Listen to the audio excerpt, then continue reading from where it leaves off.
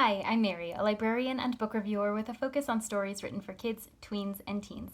Today I get to share with you this book called A Flame and Fury by Michaela Bridge. This is the story of Kel, a 17-year-old who is enamored with her phoenix. But raising a phoenix and caring for one costs a lot of money, and it's a lot of money she doesn't have. So she's determined to win the race that will get her the money she needs to keep her beloved phoenix alive.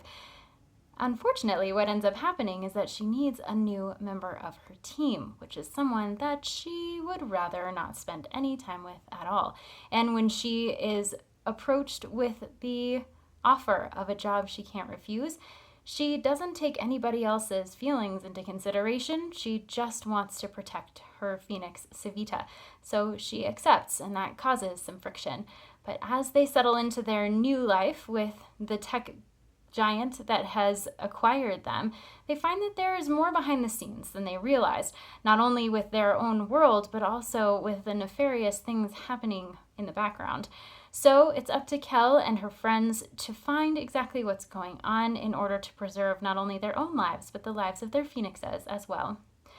This story is a light romantasy that is set in a YA sphere, so it has a feel of the Fourth Wing series with a little bit lighter romance, so better for that young adult audience. And there's really rich descriptions of the world in which Kel finds herself. There's a lot of fantasy elements with the phoenixes that are so prominent in the story.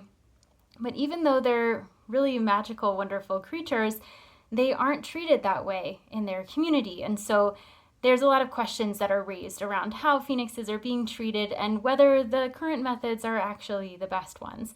The enemies to lovers romance that happens within the story is a bit predictable just because of the design of romantasy novels in general, but it's a fun way of getting to the ultimate goal, and everyone has a really rich personality, so that helps the story move along in a way that is endearing for readers. So readers are going to connect with the characters. Each one has their own specific kinds of flaws that makes them feel more approachable, and there's a lot to enjoy about how the characters interact with one another, not just the primary protagonists. What's nice too about this book is that it can stand on its own, so if you're looking for a romantasy novel that you don't have to commit to an entire series of, this is a really good one to choose. And for young adults who enjoy that romantasy genre, and even into new adults or adults who like that romantasy genre, this fits the bill very nicely. As you can see, the colors on the edges fit what's going on in young adult literature at the moment, and true to young adult stories, it is smaller font and not a whole lot of white space, but the amount of dialogue and the intensity of the story helps the plot move forward.